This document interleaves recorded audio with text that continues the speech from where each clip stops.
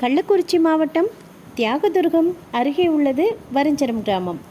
இந்த கிராமத்தில் இருக்கிற சிவபெருமான் பசுபதீஸ்வரராக அருள் பாலிக்கிறார்.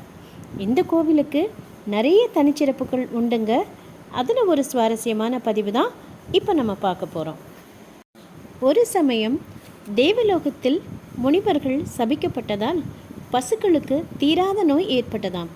எனவே நோய் நீங்குவதற்காக பிரம்மதேவனின் சொற்படி பூலோகத்துக்கு வந்த பசுக்கள் கோமுகி நதியை ஏற்படுத்தி இங்குள்ள சிவலிங்கத்திற்கு அபிஷேக ஆராதனைகள் செய்தனவாம். இதனால் தங்களது தீரா நோய்கள் நீங்கி பசுக்கள் மீண்டும் தேவலோகம் புறப்பட்டன. அப்போது சிவன் பசுக்களிடம் என்ன வர வேண்டும் என கேட்டார். அதற்கு பசுக்கள், நாங்கள் பூஜை செய்ததால் 4 யுகத்திலும் தங்களை பசுபதீஸ்வரர் என அழைக்க வேண்டும் என கேட்டதாகவும், அதன்படி மூலவர் பசுபதீஸ்வரர் என்ற பெயர் பெற்றதாகவும் கூறப்படுகிறது.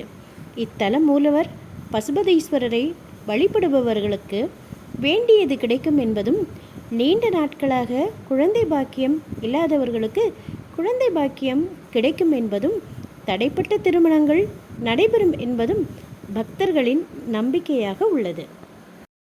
நீங்கள் யாராவது இந்த கோயிலுக்கு போய் பசுபதீஸ்வரரை தரிசிச்சிருந்தா கமெண்ட்டில் சொல்லுங்கள்.